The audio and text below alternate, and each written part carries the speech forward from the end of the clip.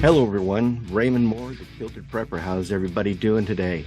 If you've been reading my website and or watching some of my videos for some time, you know that I've been talking about food shortages coming in 2023. This winter has been pretty tough already. We've seen a lot of rising prices. We've seen a lot of shelves not being stocked properly. In fact, a lot of stuff not even appearing on shelves anymore at all. So I'm deeply concerned about the situation of food here in the United States, as well as the world. And what I wanted to show you here are some articles that just popped up into my news feed that is rather alarming. So let me share them with you. I learned about this article from Alaska Prepper. He was talking quite a bit about it and everything. But title is Food Shortages May Get Even Worse in 2023. And they're just coming right out. You know, we've been seeing a lot of food shortages with butter, baby formula, eggs particularly. And I'm going to share another article with that here soon about how we've seen egg prices jump 50%. But CNBC was reporting that it's likely to hit early in the next couple months, these food shortages. And again, what we're seeing right now is food that was produced last year. So the food that we are producing now or going to produce next year is what's going to start feeding us beginning of winter next year and everything.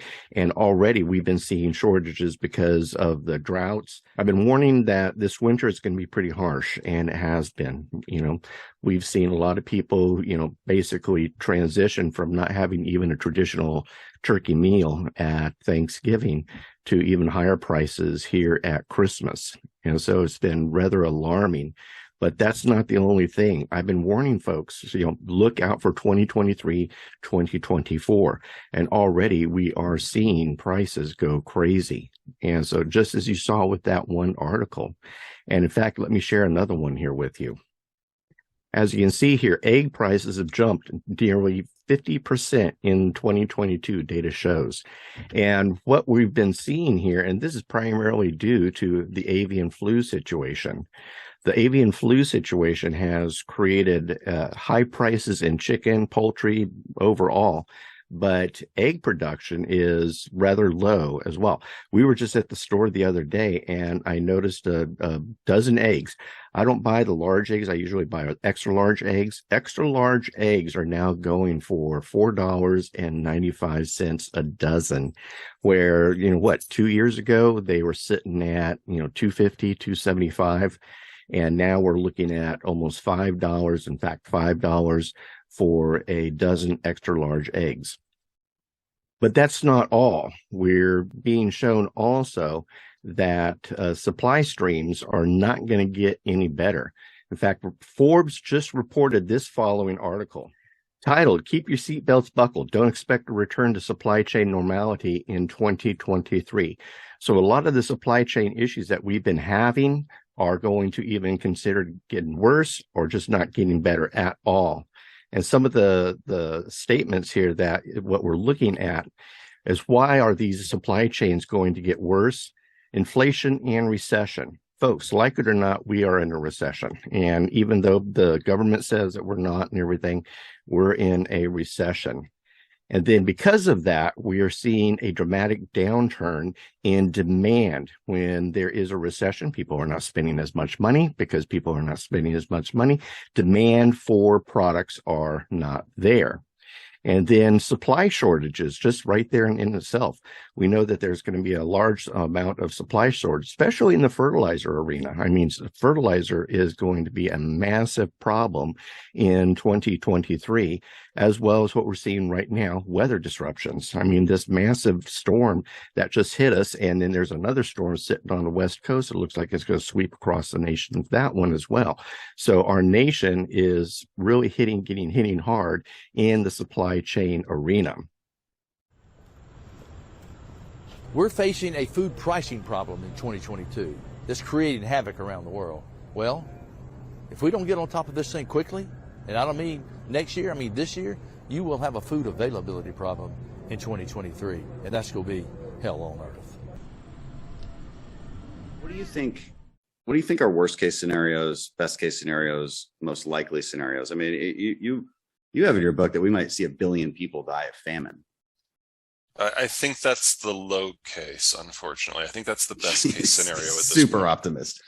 Yeah, well, we're seeing it with the Ukraine war. The global fertilizer distribution system is already breaking down. So in the United States, we've already had substantial crop switching away from food crops into things like hay.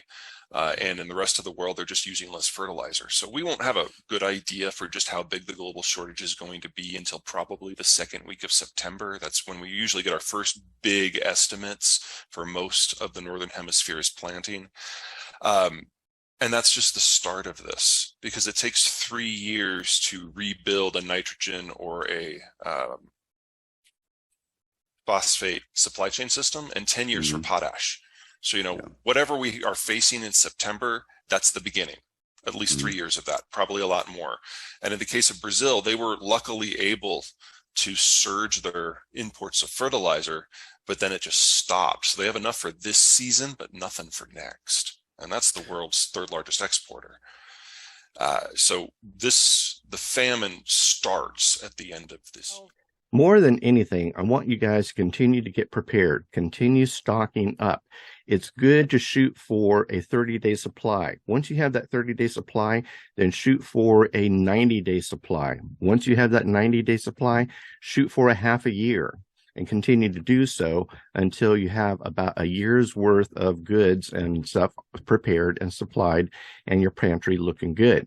So by doing that, when the demand for supplies are out there and a lot of people are rushing around and everything, you're really not going to be affected that much. You're going to be prepped up and everything. And then when that situation is taking place, even though you have, quote unquote, a year's worth of food and everything, that year's worth of food is going to stretch you out, say 2, maybe even 3 years, because you're going to be constantly filling in the holes. And so, as you say, you use pasta, watch for the sales and everything in pasta, refill your pasta stock. As, continuing on, green beans, you'll see that your green beans are going down and everything. Refill your green beans, but you're not going to be struggling like other people are going to be struggling, because they're going to be buying everything. By being properly prepared and having a good amount of food on hand, all you're going to be needing to do is just fill in those holes and continue to push forward. Having food is an insurance policy. And so basically food insurance. I mean, we have home insurance, we have health insurance, we have car insurance. Why don't people have food insurance? And so this is really important. Now, things that you can also look into are Amazon has Augustin Farms, and recently Augustin Farms has been having some incredible sales. What I'm going to do is I've got a page on my website that I constantly update and keep an eye on and everything, and it's showing me the Augustin Farms sales. And so it's a great way to get inexpensive, freeze-dried, long-term storage food, and a great way for you to build up that pantry. Other things that you can do. I look at getting pasta. I mean, a friend of mine called that kibble for adults or kibble for people. And he was correct in saying that. But look at really stocking up on your pasta, stocking up on your rice. If you have some means of making your own wheat or flour and everything, stock up on wheat. Stock up on barley. Barley is a great cereal. A lot of things that you can do it. You make it in soups. You can make it for breakfast and everything. Also look into getting flat rolled or oats or quick oats. There's a store here where we live. It's Mennonite owned, and this is where I get a lot of my dry goods.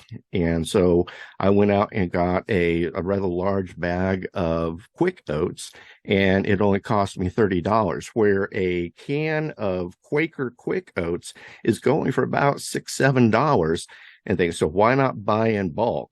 And then also put your bulk into 5-gallon food grade buckets, and then order some gamma lids and screw those things down tight. You don't want to be using the regular old everyday lids that come with 5-gallon buckets. It's a pain in the rear to constantly pop them on, pop them off. put gamma lids on them, and that will help keep out the critters. It'll help keep out the oxygen. Throw some oxygen absorbers in with those dry goods, and it will last pretty much forever, as long as you keep it in a good dark area, temperature controlled, so it's not fluctuating really hot, really cold, or anything like that. Condensation is an enemy. Oxygen is an enemy. So by blocking those two things, you're going to be able to do really well and build up a good food pantry. So look at some of these things and start really preparing here soon, and keep pushing forward, because again, 2023 is going to be hard. And if you think 2023 is going to be bad, 2024 is going to be even worse, because in 2023, we are looking at drastic shortages of fertilizer. If you don't have fertilizer, you don't have food. How can farmers produce food if they don't have fertilizer? And that's what we are looking at, is a global shortage of fertilizer. And folks, this is critical. So really start looking at doing that. Looking to start putting up your own garden, tear out some of that lawn that you've got in the backyard. That backyard lawn looks all pretty and green and everything like that, but it isn't going to feed your family. So rip some of that up and put in a family garden. What you're going to do is you're going to be augmenting your grocery bill. And so the more that you're able to augment your groceries bill, the better. Start maybe contacting some of your local ranchers and everything. See if somebody's out there that you can buy, a quarter of a cow or a half of a cow, or maybe a half a pig or a quarter of a pig or something. Look at some of these other options that you can then put in place so that you and your family are going to weather this storm. And folks, this storm is going to be critical. And so continue to push forward, continue to prep. Don't stop prepping. Don't think, oh, wow, I've got enough. No, continue to do more. Because if anything, what's going to happen is friends, families, and others are going to be, that you've been telling to prep, aren't going to prep, and then they are also going to be in short supply as well. So not only are you going to be able to help yourself, you are going to be able to help your friends and family and so forth. So now, do me a favor, folks. We've been really working hard at hitting that 1,000 mark. I'm now up to 920 subscribers. Help me get to 1,000, please. So please like, share, and subscribe to this channel. If you like this video, if this video is making sense to you, share it with your friends and family who are not maybe prepping. Have them see the same articles that I just pushed out. I'll link them in the description below so that you have access to these articles as well, so that people cannot say, oh, no, it ain't going to happen to me. Well, it's going to happen to them, folks. So help your friends, help your family.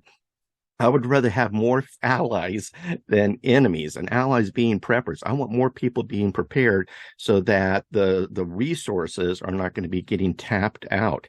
And then, because if tapped out resources creates panic creates craziness and chaos, and that's what we do not want. So the more that we are able to create more preppers and get people prepared and everything and help them weather that storm, the better that life is. So again, like, share, subscribe, and then hit that little bell so that you know when I'm going to be posting up new videos, and you'll be alerted to that and notified and things. So that's everything I've got to say, folks. I just thank you so much for tuning in, watching this video.